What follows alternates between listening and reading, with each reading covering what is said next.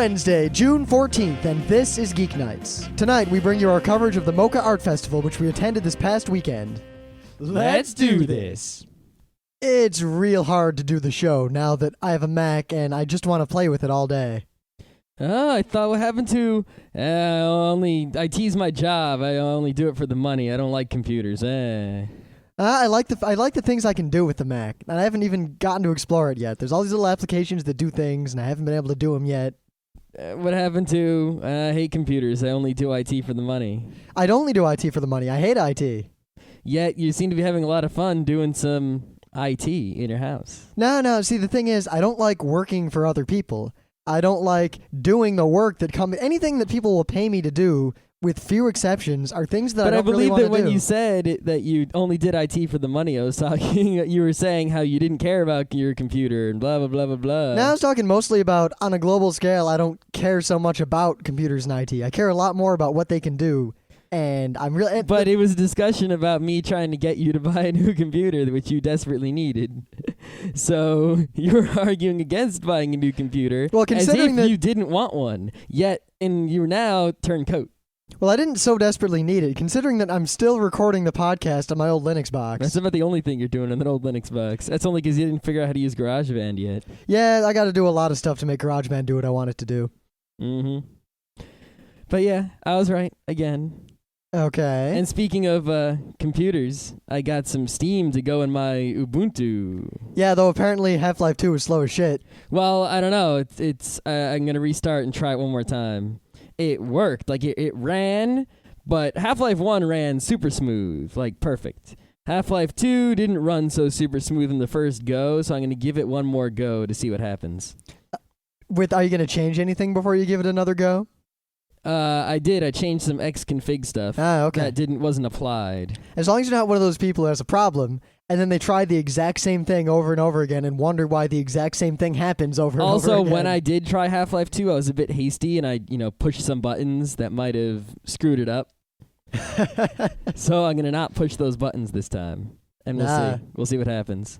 A little more patience. So. Yeah, we got some news, though. Oh, we do have some news. The RIAA, the long-standing enemy of all that is good and holy, has been doing, the typical bad things, suing people, trying to extend copyright or screw copyright up, hurting artists, and generally being evil. They recently just stated that they're not worried anymore. They've got peer-to-peer contained. And I just started cracking up, and I didn't even read the rest of it. They said that BitTorrent. They said that piracy is not hurting sales anymore. And then you can stop suing people.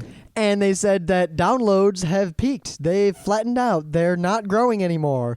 To which Pirate Bay getting 1 visitors and 3 times more than what it got before people knew about it. Well, consider this. This is the first time the RIAA has lost so spectacularly. I mean, the Pirates Bay, not only did they flagrantly flaunt the fact that they were being awesome for years, for just constantly there. No one could get them. No one could sue them. They were perfectly immune. They finally gotten once, and within 3 days, they're back online, fully operational, and more popular than ever. And they're also back up in their original country. So even though they were able to run away to other countries, and now they're back up where they started, nothing has changed. Now, for any of you geeks out there who know how to do this, I highly recommend you do a reverse DNS lookup of the Pirates Bay IP address. Mm-hmm. Yeah, it is quite hilarious. It is quite hilarious. It is benderific. I also want to say, the RA does sort of have a point in that in the early days, the Napster days, the WinMX days, I was honestly pirating songs from them, constantly. Now, most of those were songs that my dad has on vinyl, so it kind of isn't, it's okay, kind of, sort of. Yeah, kind of, sort of. Not really, but the point is that for the past, 3 years, I've already got every RIAA song I want. I'm not pirating their music anymore. There isn't so much new good music, at least in our opinion. All the music that I'm getting now is free music that I hear on podcasts that play free music. Or foreign music that's not technically illegal to get. Foreign music that I can't obtain legally So well, no, you could. Don't pretend. Not for a reasonable price. Okay, there. I'll give you that, but don't say, "Oh, I can't get that Japanese music." You can. It's just $40 Well, a some CD. of it, yeah, $40. Try like $50 a disc. Yeah, screw that. Now I saw some discounts in Animazement. I saw some $35 two-mix CDs. Oh, $35 two-mix. You know, honestly though, if the tables of CDs at the cons were selling the Japanese CDs for $5, I'd probably buy a bunch of them. Hell, even for $10, there are a few CDs I would have bought. You know, because while I get a lot of them on BitTorrent, there's some that I just can't get. They're so old, or nobody's bothered to buy them at all, so you can't get them. Now, I'll pay $5. My early Napster days downloading experience was quite different in that, one, I had broadband right away. Like, I was downloading MP3s before Napster even existed. But I didn't... I mean, I liked music, but the only music I had were CDs that other people had bought me, because I just... As much as I enjoyed music, I could never bring myself to spend I don't want to say hard-earned, because I didn't earn it, but spend the money I had on music, on CDs. So I'd go to concerts a lot, and I'd get music, and I'd go see like bands play, and people would give me CDs, but I never bought music, and as a result, I mostly only liked classical music and classic rock. Yeah, I bought music in the high school days before broadband, at least before I had broadband. So I never bought music. Yeah. My whole life. But all the music I bought was always me ripping off Columbia House. People always said Columbia House is a ripoff.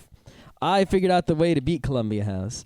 Occasionally, they would send these little tiny pieces of paper, and you had to be real clever to look for them, that you would just put in a number and get a free CD. And I would always calculate how much money I had given Columbia House and how many CDs I had gotten. And by the time I was done with Columbia House, I just stopped paying attention to them, you know. It had turned out I paid something like $4 for every CD I got from them, for all the free ones they gave me. So that was, you know, and then I also got like a box set of CDs for like $10. It's like $100 in the store, stuff like that. But yeah. Yep. But anyway, once I discovered that I could download music online, I, in short order, became very interested in a lot of foreign music and a lot of awesome music, and my music tastes quintupled. I immediately expanded in a million directions, and, well, the rest is history. Mm-hmm.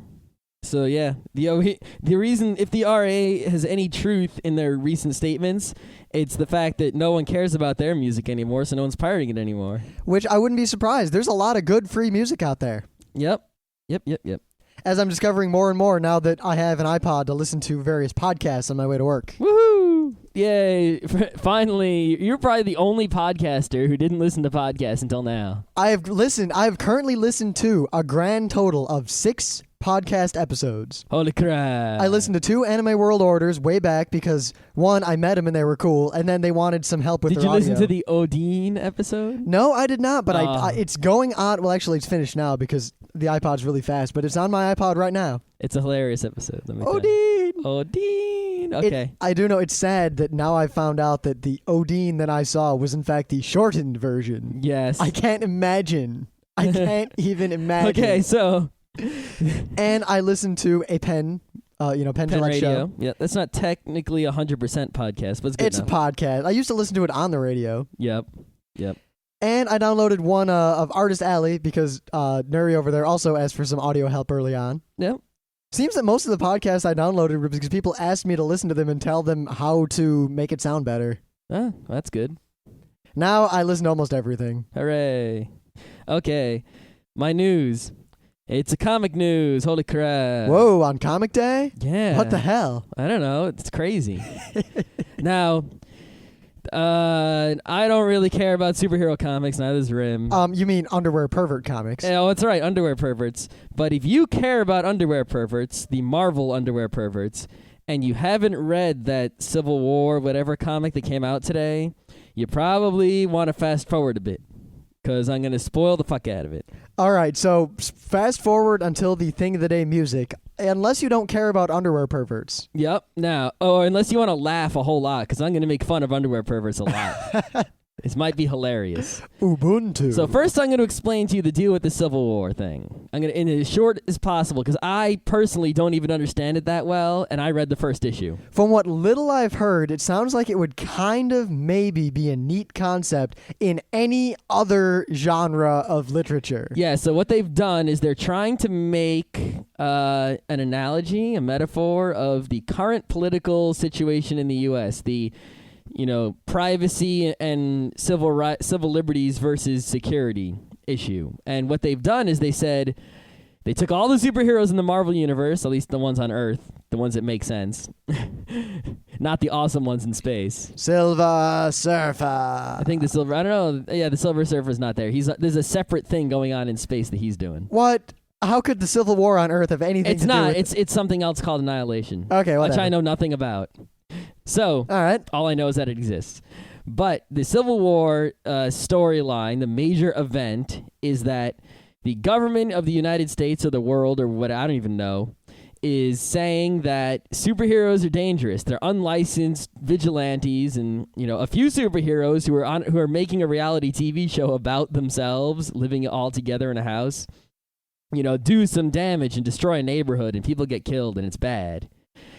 So the government's going to pass a law that says superheroes have to register and get licensed and reveal their identities and all this, stuff, so that there aren't dangerous superheroes. You can't go superheroing unless the government approves you. That way, there's liability and all that jazz. Yeah, so I guess if you've seen The Incredibles, I don't know. I never saw that. It's actually a really good movie. I know, but I got it. It's weird because I know all those Pixar movies are good, but I haven't seen any since. Honestly, I hadn't seen many of them either. And Emily, who discovered this to be a travesty, and after I saw many of them, I agreed with her, basically sat me down every chance she got and showed me almost all of them in order. See, I saw Toy Story. Yeah.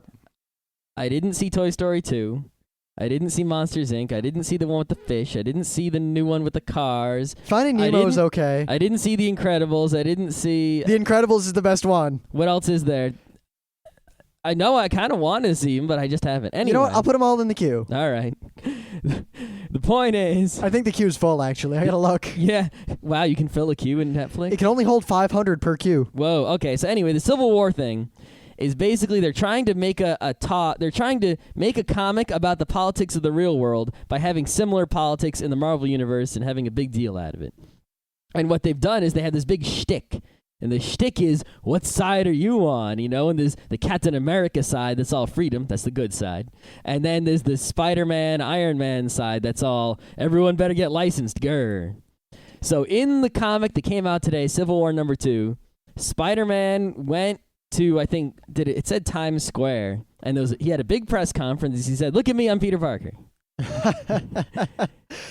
So I guess we just spoiled the fact that Spider-Man is Peter Parker. Well, the point is that he told the world. Yeah. And the issue behind it is that, he didn't want to do it because then people would know, Mary Jane and Aunt May and all his relatives, people could go to them. And before they couldn't. Before, Aunt May was just some old lady. Now she's, Spider-Man's aunt who can be kidnapped and used to control Spider-Man. So, regardless of that, what I want to talk about is the fanboys who are all like, some of them go, "Oh, this is a travesty, blah, blah, blah. You can't do this. They, the old guys back then, they can all shut up." Yeah, we don't need no smoff action here. That's right. And #2, superhero comics now, if you look at this, they're this exact same thing you see on primetime TV. All those sitcom things, and all those HBO TV shows. These superhero comics are the same bullshit. Now, bear in mind, we're talking Soap operas. specifically about a comic you would call a superhero comic. Not like, I don't know, Ex Machina. Mostly the Marvel and DC universe comics. I mean, there are comics that involve beings you could call superheroes that are good. Mm-hmm. These are underwear pervert comics. Yes. Underwear it's just perverts. becoming more and more obvious every day that they're writing the underwear pervert comics as if they were, television shows. I mean, I guess it's like they don't want to give up on the fact that they have underwear perverts. This is a good story. Why don't they just make original characters and do a comic about that? Yep. Or make up superheroes. Why keep using the same underwear perverts over and over again? And why do you have to, keep this universe, make everything follow everything else, and you have all this history and you have to stick by it and be all consistent and continuous? Why do you have to do that? The only people who care about that are the fanboys reading your shit. You know what? If you'd stop doing it, the fanboys might get pissed, but they're gonna buy it no matter what. They're fanboys. You could print a picture of a piece of poop and put Amazing Spider-Man number whatever on the cover, and they'll buy it because they have to have every single issue of Amazing Spider-Man no matter what's inside, because they're fanboys. So you might as well make the content of the comic something that everyone in the world can enjoy, and not forcing yourselves to make something that fanboys will enjoy, and you'll sell more copies and make something interesting. Maybe. The problem is, it was mostly a rhetorical question. We know the answer, and it's that they're milking money out of these underwear pervert fans. Yep. It just, instead of getting more fans with the Nintendo strategy, hey, Nintendo, we don't... So instead of Blue Ocean, it's what, Yellow Ocean? Yeah, it's instead of Blue Ocean, let's get all those people who aren't our customers to become our customers to make more money. It's, let's take our existing loyal customers and make them give us more money. Let's milk them for as much as we possibly can. You know what? No, I think I know what the real reason is. They have these underwear perverts, and they're running them until they're threadbare. They're doing it for the same reason I wore that same pair of boxers for over a decade. The other problem is that back in the day, the people writing the underwear pervert comics were writing it like it was their job. Sure, there were some people who weren't, but for the most part, this is their job. The people nowadays writing the underwear pervert comics used to be the fanboys of the underwear pervert comics. Imagine if we let the otaku run the anime companies. What kind of anime would they produce? Gainax people. It's Gainax. Imagine if every anime studio was Gainax. No, not just Gainax. Imagine if every anime studio was the people who liked Gainax's stuff. Well, I guess there isn't enough Gainax to go around, so yeah. Now imagine if every movie studio in, the whole U.S. was run by those, film buffs. Scary, isn't it? I think it also might have something to do with just the passion of the artists and the fact that a lot of comics, at least underwear pervert comics, are definitely all about the money and a distributed effort among a lot of people. And then look at, say, all the cool indie comics out there now, where it's basically one guy or a small group of people who are doing something because they want to do it. And they're getting enjoyment just out of making the comic. And the fact that the comic is successful... I think from listening to a lot of interviews on podcasts with the people making the underwear pervert comics, they seem to enjoy it and like doing it. And, but they also have the money factor. It's like... the management is all about money, and they hire a bunch of people who are all about fanboys to do it. And as a result, you have all the creators want to stick with the status quo because that's their favorite thing in the world. And all the managers who care about money don't want to take any risks, so they stick with the status quo. While the reality is that taking a risk is the way to make more money. But the creators don't want to do that because they're fanboys. And the managers don't want to do it because it's taking a risk. And, they're okay with that because they make all their money off the movies. And the end result is bad comics for everyone that, have to rely on stupid shit like, oh my God, we're taking Spider-Man's mask off. Well, who cares? It's just whatever. Yeah. Why don't you make a comic with an interesting story and not just some crazy event? Well, the important question is... when he took his mask off and revealed everything to the world, did he bold every third word or not?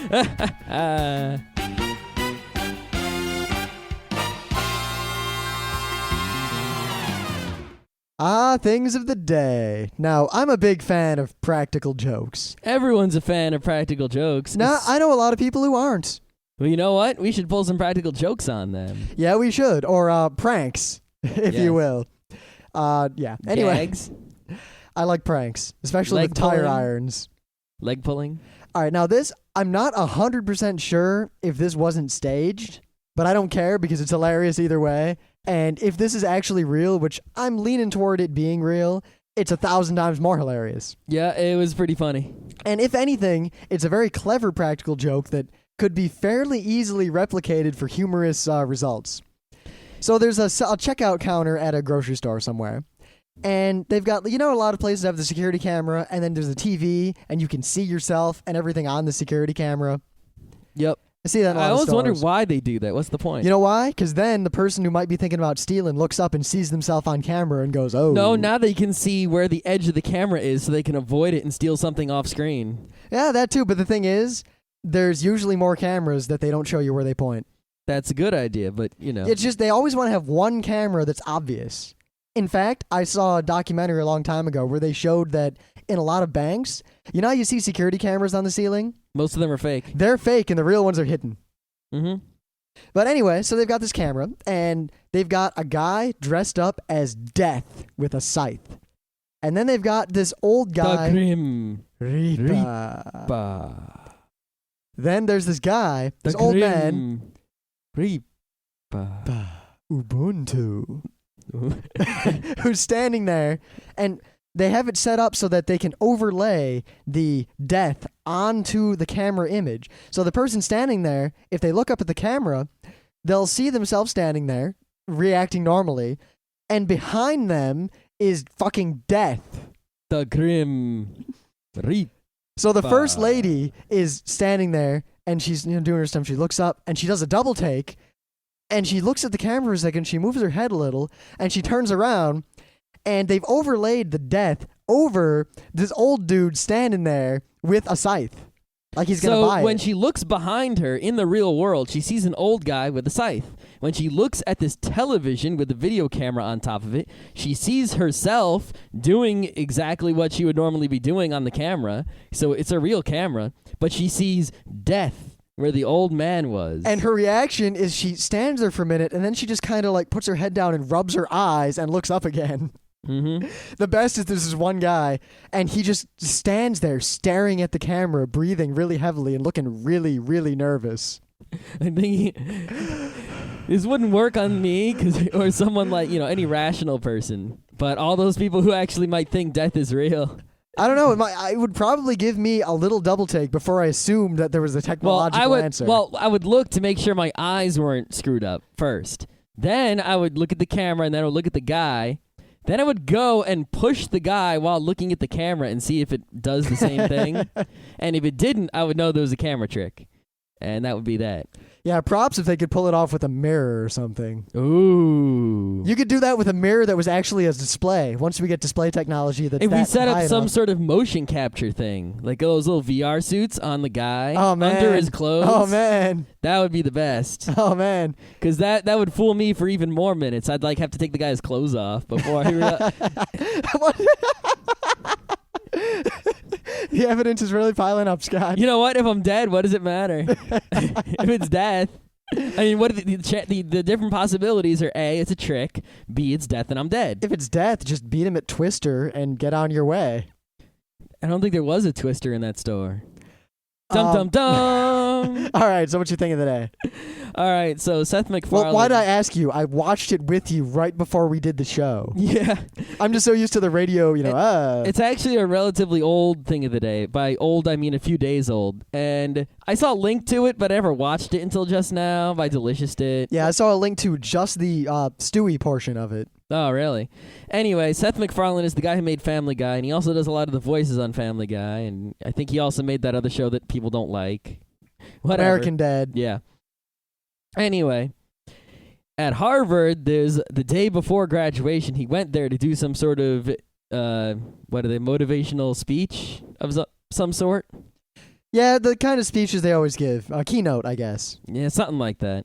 I don't know, but for the first part, he talked as himself, Seth MacFarlane. And for the second, third, and fourth parts, he talked his 3 different Family Guy voices. So it was as if Seth MacFarlane, Peter Griffin, Stewie Griffin, and Quagmire. Giggity, giggity, giggity, giggity, giggity, giggity, goo. All 4 of those people showed Giggity. up to give speeches to Harvard. It's pretty funny. You should watch it. Yeah, it's definitely worth watching. Yeah. Well, you don't even really need to watch it except to go, oh, that's what Seth MacFarlane looks like. The rest of the time, you can just listen to it. Yeah, I did actually because I didn't actually see it. I just listened to it while Scott watched it. And as long as I didn't see him, I just assumed that Peter Griffin was standing up on that stage. Yep. Someone should remix this video by putting Peter Griffin and Stewie up there and animating their mouths. Giggity, giggity, giggity, giggity. Giggity. Yeah, it's kind of scary, but I got kind of good at saying giggity. Because you practiced it. Partly because it's just double and triple tonguing like I used to do when I played the trumpet. Yeah, but also you couldn't do it when you first tried. No, I did practice a little bit. You practiced for many days. You know what? Increase your giggities. It's a valuable skill. I'm sure it is. It'll get me far in life. Yep. All right. Giggity. So, Ubuntu. This past weekend, we went to, not really a convention, but close enough, so we're treating it like one, the 5th annual Mocca Art Festival in Manhattan. If you don't know, the Mocca is the Museum of Comic and Cartoon Art, and it's a museum in the city, and you can go visit it, and you can join it. If you join it, you get all kinds of goodies. And it doesn't cost that much. Yeah, I think I might actually join it, maybe the low-end membership. Yeah, they're the kind of people... You get a magazine, and you get access to special events. Yeah, these are definitely the kind of people who deserve our money. Yep. And, they have exhibits there. I think the current exhibit is a Todd McFarlane thing, if I recall correctly. I don't know offhand. Yeah, but it's pretty cool. And once a year, their biggest fundraiser, but by no means their only fundraiser, is this arts festival, which is pretty much a gigantic artist alley of independent comic artists. I mean, there'll be webcomic artists, comic artists, some writers. Independent publishers. Pretty much everyone except underwear perverts. Yep. Even though there were a little bit of underwear pervertism. Yeah, there was one guy who was drawing a sketch of Colossus for someone, and I saw that specifically, and it stood out in my mind. Yep.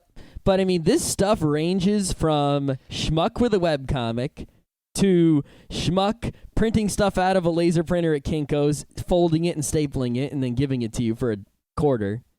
To a guy who has a professionally printed book, laying it out on the table and going, hey, what's up? And then to people who made hand-bound art, they made a bound book by themselves. There was a guy he painted a comic. He painted it.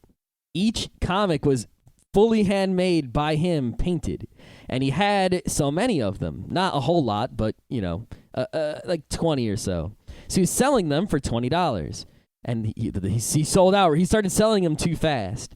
So he raised it to $30. And the rate of selling did not decrease.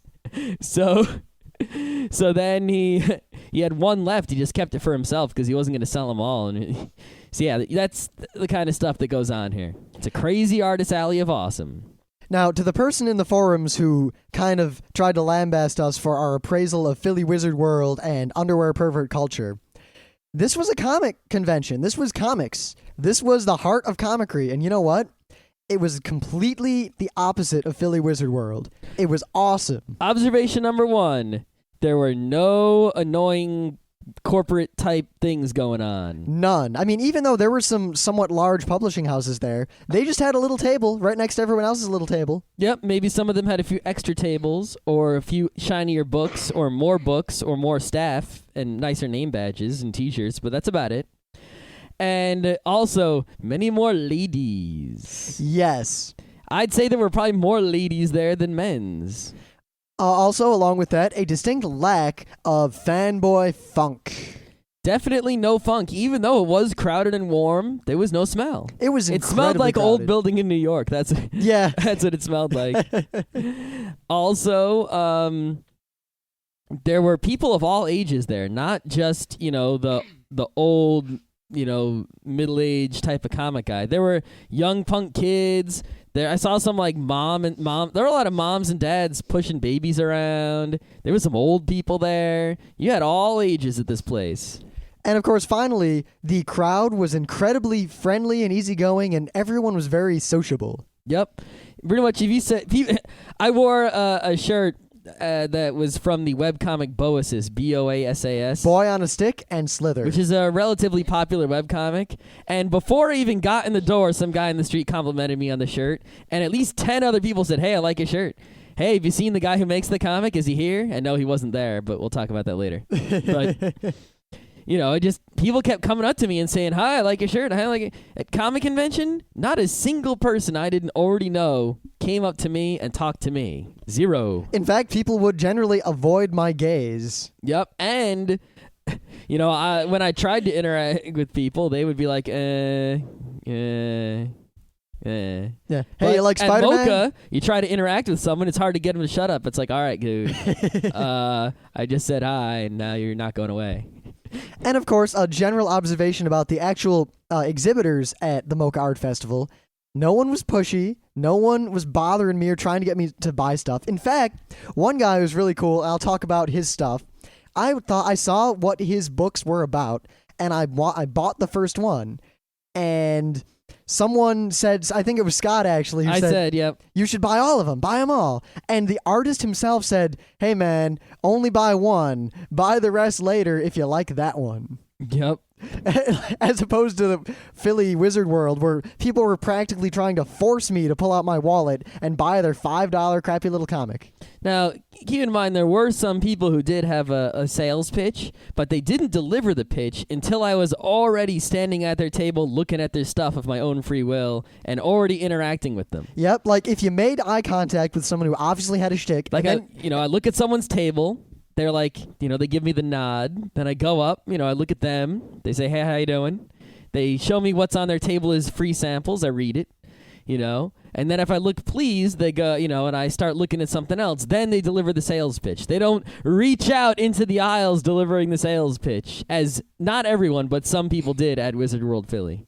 Also, there were a lot of cool free things. In fact, one particularly cool free thing, I'll mention it now because honestly, I don't remember who had them at their table. Yeah. I feel bad because you guys were awesome. They were super, super awesome people giving away. They made arts and crafts out of wood and they painted them and they were super cool and they gave out little tiny Pac-Man ghosts that were all unique and individually painted in different ways.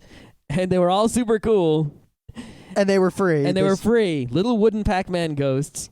Painted uniquely. Not even free. like they weren't even marked as like, oh, they come to our thing, or they was just free. They were just doing it because they wanted to. They were having fun with this. Yeah, but I forgot to take a little piece of something to say who they were. Oh, I did. I made a point of taking one of their business cards. The problem is I took a lot of business cards and I don't remember whose business card was we can whose. just go to all the websites till we figure it out. Yeah, we can try that later. Yeah, so we'll post it. If we find out who that was, we'll post in the forum because they're awesome. Because I really like my little ghosty. I love my little ghosty. And also, one more general observation before we talk about the meet. At Philly Wizard World, if you wanted an autograph or if you bought something, it was basically just a business transaction. And if you asked someone, they'd either charge you, or it was tough to get people to sign things. I didn't have that. Every time I bought something at Philly Wizard World, well, when I bought something from the creator, they just signed it. But, the profession, like the people who were there to do autographs, the famous people, you had to get in lines, get tickets, all that sort of stuff. But not only did the people here sign things, but every person, with a couple exceptions, who signed something for me drew an awesome sketch of somewhat complex drawing skills. Yeah, that is something that was different. Is at Philly Wizard World when people sign things, maybe because it was more, they were signing more things, but I don't think so. It was pretty crowded at Mocca, I mean, so any given person was doing just as much business as they, I imagine someone at Wizard World was doing. They, at Wizard World, they just signed it and gave it to you. At Mocca, they tend to be personalized. They would write your name, and they'd draw a little funny picture. They'd ask you what you wanted to draw. They'd talk to you, and then they would sign it. Yeah, they'd spend pretty much as much time as you were willing to spend with them talking, unless there was a huge line or there were people really in the way. Yeah, and even when there's a huge line, I remember seeing a whole bunch of people waiting to talk to someone, and the guy was still personalizing and drawing little pictures and all their stuff. And even a guy walked up with all volumes of some guy's thing, and he did all of them. He didn't care. He was like, whee! At Wizard World, they're like, all right, I can't do all these. You're bringing up too many. Now, Okay. Of course, Scott and I went with our friend Yuko, who actually knows a lot of the webcomic artists and is a published comic artist herself. Yep. So she introduced us to a lot of awesome people. We had an insider. Yep, instead, A little tour guide. a lot of the cool, particularly the people who do questionable content, and I'm trying to remember who else offhand before I look through all my stuff. But we got the little, like, they were, instead of just, oh, hey, we like your comic, it was, oh, hey, these are my friends, blah, ooh, and then we got to talk to him for a while. Yep. All right, so let's talk about who we saw. That was cool. Of course, I want to start right away with Brian Lee O'Malley. Okay. He's a little bigger than most of the other people there, but yes, that's cool. he is. But I want to start with him because Scott Pilgrim is fantastic. All right, so Scott Pilgrim, I think the aim of it is like teen girls mostly, but it's fucking entertaining, let me tell you that. Yeah. I don't know, I'm not exactly sure what I like so much about it. I haven't thought about it enough to figure it out, but for some reason it just really sucked me in and I love it. My favorite part was the end where it turns into like this, it's sort of like a big dance type of, it's... The fighting? Yeah. Yeah. It's like normally the fighting is the worst part, but here the fighting was like this huge, amazing, super... It felt like a little party while I was reading it. The fact that the coins came out of the guy after he beat him. Yeah. Yeah. And the dialogue is really just funny and witty. And the art style is somewhat unique. It stands out. Yeah, if you're not reading Scott Pilgrim, you are this is a new shtick that someone else started on another podcast, but if you're not reading Scott Pilgrim, you are a fool. Fool! And of course, Brian Lee O'Malley himself was very cool. He signed the book that I didn't even buy from him at the con. It was actually, the book was given to me as a gift from someone else, and then he signed it anyway. Yep. And he was selling all his books at the con, even his newest volume. He had plenty of stock. Just, all around friendly. Who else was there? Oh, here's some guys we didn't even know about until we got there. Yeah, they basically dragged us in and gave us some swag, and then we realized what their comic was all about, and that was it. Now, this is pretty much, if Rim has an alley, this is a laser slicing that alley in perfect symmetry down the middle. Yeah, I mean, there are a lot of weird things I like, but this is one avenue of humor that I, for some reason, just can't get enough of. Yes, now, the website is wondermark.com, WONDERMARK.com. Now, I don't remember the guy. I think his name is Mark. That's just a guess. I really don't remember his name. Wonder. Yes, but the comic that he does, at least the one that we care about, is called Poop Jokes and Top Hats. Or was it the reverse? Top Hats and Poop Jokes. I forget. That should sum it up nicely. Yes. It is exactly what it sounds like. And that is what Rim likes. Rim likes poop jokes, and Rim likes top hats. Yes, I do. The drawings, the art style looks really... it looks like the Quaker in the Ha Ha Guy. Ha ha! That's what it looks like. I'm making a poop joke. That's right. It looks like 1800s semi-realistic caricature sketches going on. Clever dialogue.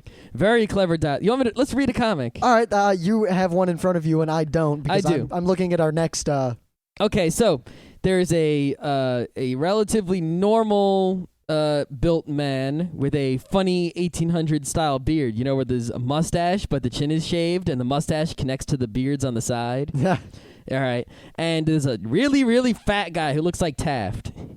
The fat guy says, "Pie, I demand pie. Key lime, banana cream, cherry, apple, or meringue."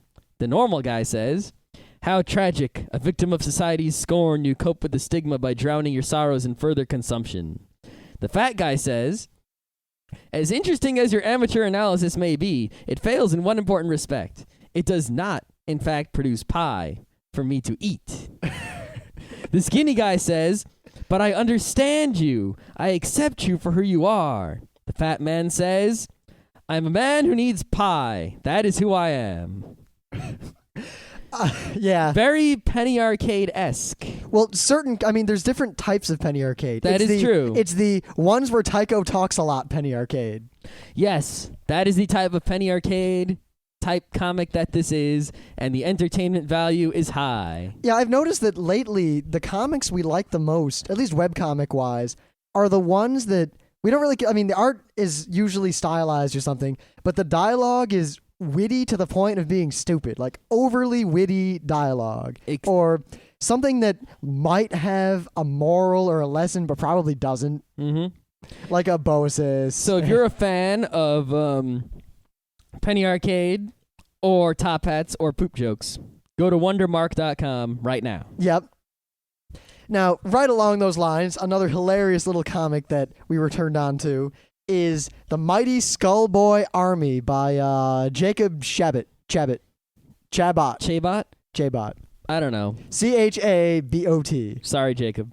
Yeah, he's from Beetlebug Comics. Now, I bought the little 50-cent comic, and Yuko bought the bigger one, and there's a whole bunch of them. I read as much of this as I could get my hands on.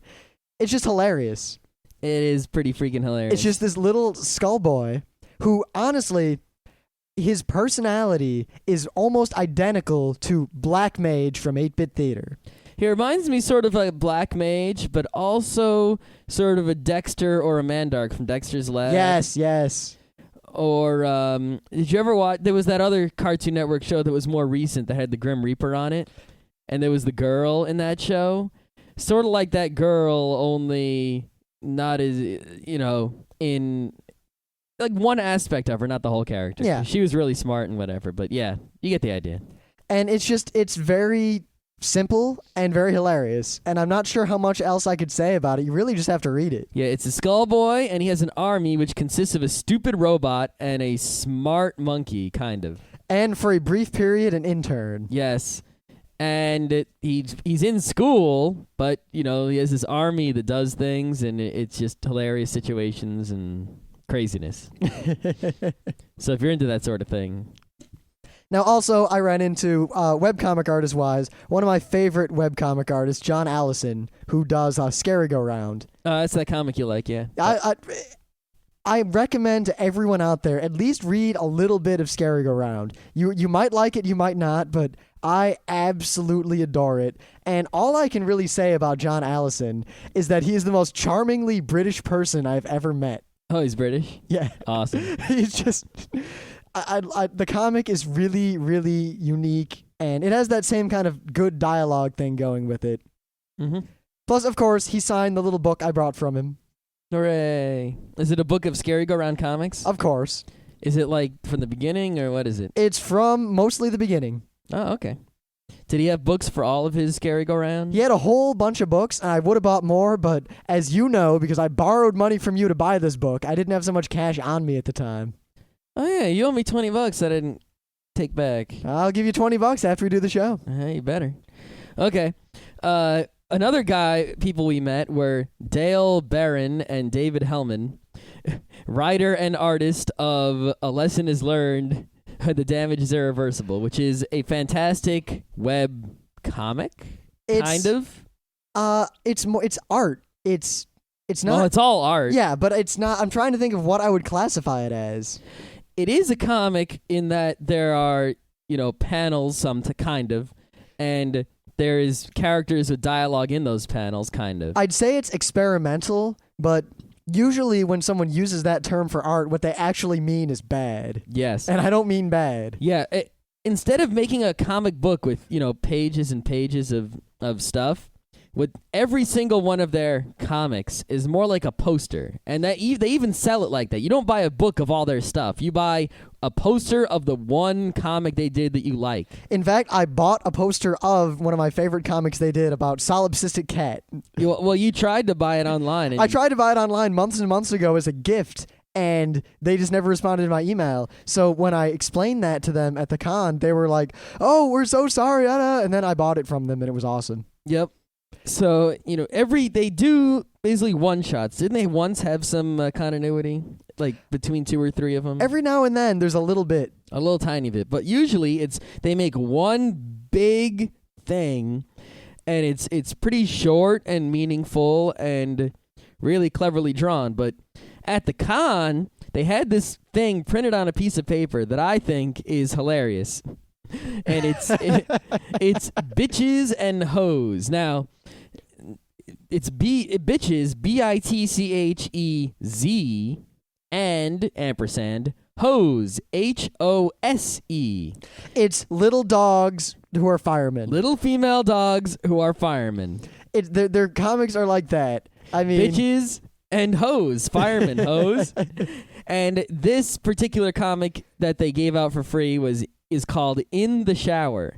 And basically they show up and, I can read this part.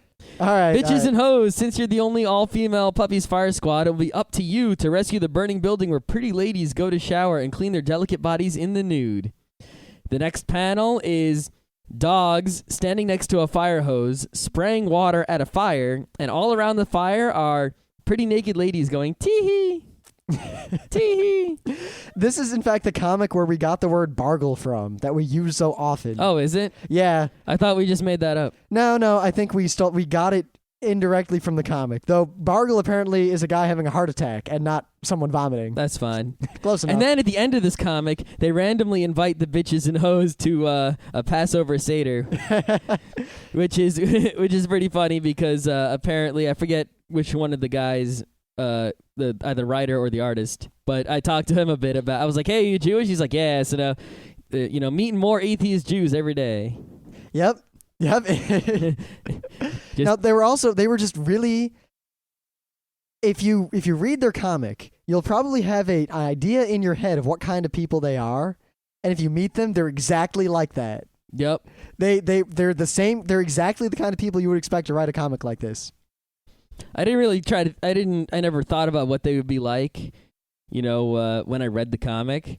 But once I met them, I was like, "Oh, you're the guys to do that." Ah. I really wanted to interview them because I have a lot of I could do a whole show just asking them about this comic and what they do and why and how. But honestly, it was really too loud to do anything like that at the Mocca Art Festival. Yeah, I mean, it was cramped. Yeah, if I had a booth or something, but no, I just had my little microphone. Yeah, there was a podcast there that had a booth, Indie Spinner Rack, which I listened to a few episodes of, and it's pretty good. What they do is they're a comics podcast only about independent comics, and they'll interview independent comic artists and writers, and they'll review the latest independent comics that are popular. And so if you're interested in non-underwear pervert comics, and we don't talk about them enough or frequently enough on Geeknights, you can listen to Indie Spinner Rack, and they will cover the non-underwear pervert comics for you. Quite. Now, another thing that I didn't even notice it, I was just walking around, and I was looking at someone's table, and I saw this book called The Collected Prison Funnies by Chip Zdarsky. And it said at the bottom, for mature readers, and has a little picture of obviously a prisoner on it. So I figure, all right, this is interesting. I really like Oz. I like dark humor. Let's see what this has got. And it was absolutely hilarious. I am quite pleased with it. It was a whole bunch of newspaper comics, only they were horrible and about prison. I mean, one of them, a riot breaks out, and it's just 3 panels of violence, and that's it. I mean, I don't want to try to read them or spoil the humor from them, but I really enjoyed this. And then there's a whole bunch of guest comics where other artists did prison comics. And then there's 2 full-on short story comics at the end. That's cool. All that, and this was like $3, $4. Awesome. And this is the guy who, when Scott prompted me to buy all his stuff, he said, only buy one now, buy the rest later. If you like he it. had more funny prison stories. You should have bought them all. I'm going to order them all from his site. I just haven't gotten a chance to yet. That's a good idea. It's really good. Funny really, prison comics. Really dark. And apparently there's a lot of other stuff in the book. Like he talks about how it was popular in prisons, actually, among prisoners. Oh, cool. Yeah. The book is really well worth it, at least the first one. There's a lot of extra content other than just the comic. Yeah, that reminds me of another comic I saw there that didn't really look that interesting, and I forget who did it, but it was he had true stories of undersea disaster and then true stories of wild animal disaster. It was sort of like those Fox shows, like World's Worst Animal Attacks. World's Blankiest Blank. Yeah, World's Blankiest Blank of comic books. And he had a comic, and the whole comic was just drawn in graphic form, panels and whatnot. True stories, 100% true. He checked out to make sure they were all true. He said he just kind of looked them up on the internet. Of real times that, an animal mauled a person or a shark bit someone or all that kind of stuff. And I just remember that because I talked to that guy. And this reminded me of that because it's also sort of true prison stories. Yeah. True animal mauling stories. Yeah. World's Blankiest Blank of comics.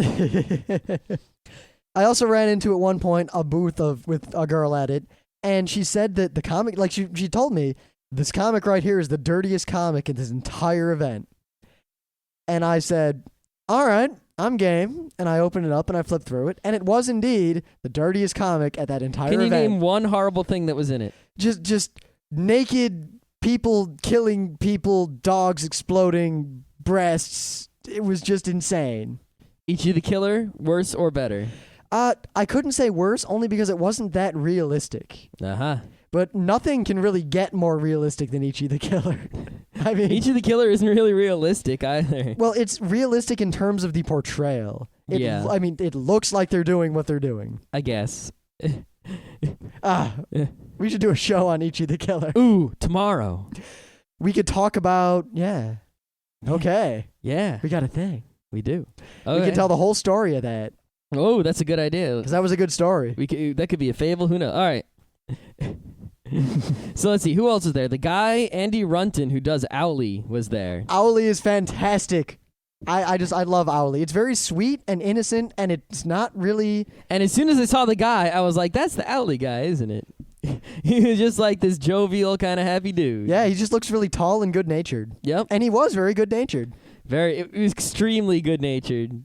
He had, but it was only the prototype or something, but he had a stuffed Owly. With a wormy on its head. And I really wanted it, but it was obvious that he only had the one. He had Owly t-shirts and all his books, and he had the free comic book that he gave out on Free Comic Book Day, and you know, he was just talking to all kinds of people, hanging out, drawing Owlies for people, just having a good time. Now, Owly isn't for everyone, honestly. It's like a nursery school comic. Yeah, it really isn't particularly full of depth and allegory. But, you know, one thing is that I always like to point out is that nowadays, if you look at kids' television, it's really only kids' television. Adults really can't watch Teletubbies. It's painful. You know what I'm saying? You can't watch Power Rangers. It's painful. Stuff like Owly, or stuff like the Sesame Street that I watched when I was a kid, or even stuff like Rocky and Bullwinkle. Fruta Kappa. Yeah, stuff like Futa Kappa, or stuff like that Japanese show with the Rube Goldberg machines. Oh yeah. You know, kids watch it because it's meant for them, but it's all ages. Anyone can enjoy it, and I really, really like all ages stuff. Yep. Now, actually, all ages. Anything that says all ages in America, it usually means aimed at little kids and only for little kids. Yes. I say that, you know, if something is meant for kids and adults won't enjoy it, it should say kids. But at the same time, I really don't like things that adults can't enjoy that are designed for kids, because that's really just dumbing things down for kids, which isn't going to serve them well. Yep. If I have kids, I don't want them to look at the stupid for kids shit. I want them to have the all ages shit, which is something everyone can enjoy. But it just seems that a lot of people underestimate like Mario. kids. Everyone can enjoy Mario. Yeah. Mario's all ages. You know, and another good example of all ages, actually, is an underwear pervert. If you go read Marvel Adventures Spider-Man, which is the Spider-Man comic that has nothing to do with all the bullshit and is just the one that you're supposed to give your kids, it's actually really good no matter what age you are. And it's printed in, you know, manga digest format for cheapness. Nah. And color, because it's Spider-Man. Spider-Man. He's not gay. No way. Let's see, what else did we see at Mocca? There were some good independent publishers there. The Owly publisher, Top Shelf, they have a lot of good stuff, Top Shelf. Pantheon, they print like all the greats. Like they print the Rabbi's Cat, which is up for an Eisner. I might even won one, I don't know. They print Mouse. All the great graphic novels they print. That's Pantheon Books. You know, the stuff that's literature. You know, I mean, if there's Will Eisner pretty much invented writing a graphic novel as a work of literature as opposed to, you know, just a comic book or whatever. And he died recently, and it's kind of sad that not too many people followed suit in writing graphic works of literature, but some did, and they're pretty much all really awesome, and if they exist, Pantheon Books is likely the publisher. So that's another good company to look out for. The webcomic companies are Day Free Press, and Dumbrella, right? Yeah. Yeah. At least. I forget which one does which stuff. Yeah, if there's anyone we met who we forgot to mention, it's just because we forgot to pick up a business card or we just forgot. We're sorry. We met a lot of cool people. Yeah, there were a whole lot of people to meet, and in one day we really couldn't, really meet everyone. Yeah, especially since a lot of these people were people that we knew of, but we'd never actually seen. Yep. As a result, we met a whole bunch of people and we forgot half of them. Yeah. Maybe if we would have spent all weekend there, we could have, gone to each and every spot and, had a big old conversation with everyone. But, we had to go home. We had stuff to do. Yeah, we did. Yep. Anything else going down there? Well, we finally have a good passable Geeknights flyer to pass out at cons. Oh, that's true. Because while Yuko was here for the weekend, we had the stick figure flyer that I had made at Animazement. Well, I had commissioned someone to make at Animazement, and then I had modified. And she couldn't stand for that, so she made us an awesome Geeknights flyer that once we have the final version, we'll put up on the site. One, so she can get credit for it. And two, so anyone who feels so inclined can bring it to their favorite convention with them. Yeah, I gotta get a scanner when I go down to my parents' house because they have two and they're not using either one. Yeah, my scanner doesn't work anymore. So I'll go get the scanner from my parents' house. Then we could scan the flyer in. Well, we have the original. I have the flyer in digital format. Yeah. Yeah. So maybe we'll just throw it up on the website, and then if you want, you can print out Geeknights flyers and give them to all your friends, family, and post them up around town and all that good stuff. Yep, mostly hint, because... Hint. Because until now, we've never advertised. Yes, until now, the only promotion the Geeknights has done is... what do they call them? Being places. That's really Being it. places at conventions, talking to other podcasters, mostly other podcasters talking to us. And also, telling our friends to tell other people. And, of course, the podcast itself, Google, et cetera, et cetera, et cetera. Yeah, and while, we have a graph now that we have enough listeners now to where the statistics we get are meaningful. Mm-hmm. And it's a steady upward stream. Like, it's a perfect correlation. Yep. So, we're going to soon create the first long-delayed Geeknights promo clip of audio for other podcasts to play.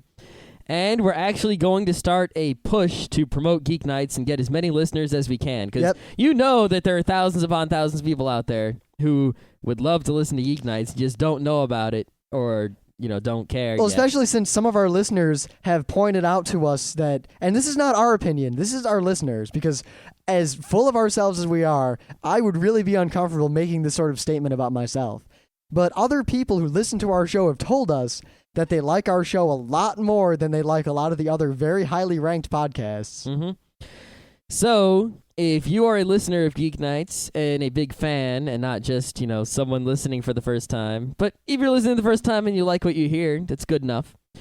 Now is the time to start helping us promote Geeknights in whatever small or big way you can. Yep, it's basically a ramp up until Otakon, when most likely we'll do a big show. And then from there, we're going to go to this year we're doing the convention circuit mostly as attendees and press. Next year, going around, we're basically going to be guests and panelists at almost every single freaking convention. Yep. So, do what you can. Tell other podcasts about us. Post about us in your blog. Tell your friends and family. Vote for us on all those stupid things, even though I hate the stupid voting shit. It sucks. God. Yeah, so don't vote for us in those things because I hate those things, but also vote for us in those things because it actually does do something because people do look there. Yeah. Write reviews of our show on places like iTunes and the reviews I actually like because that means something. The stupid voting mechanism just means that you got your listeners to sit around all day clicking and changing IP addresses and clicking again. Yeah, or writing bots to do that. Or writing bots, yeah. But the reviews mean something because that means someone thought about it and they wrote about our show and gave us a star ranking. Even a bad review is better than no review. Yeah, because we want negative feedback if anyone's got it.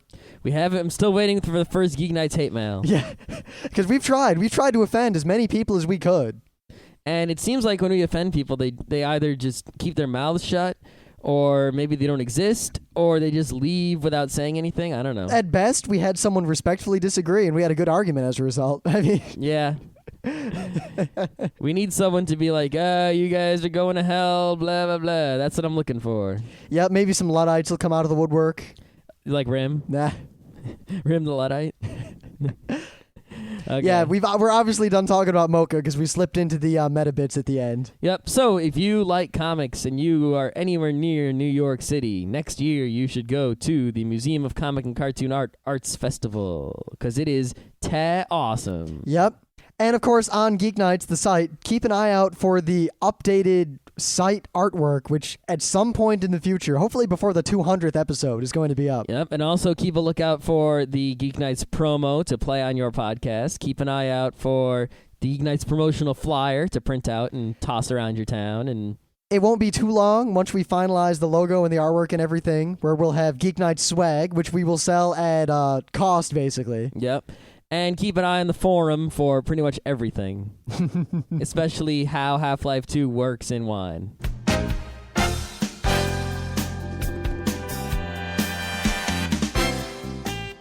And that was Geeknights with Rim and Scott. Special thanks to DJ Pretzel for our opening theme.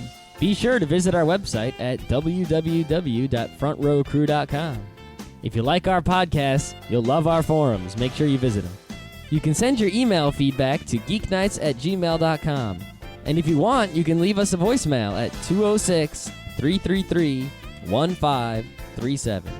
Geeknights airs every weeknight, Monday through Thursday. Geeknights is recorded with absolutely no studio and no audience. But unlike those other talk shows, it's actually recorded at night.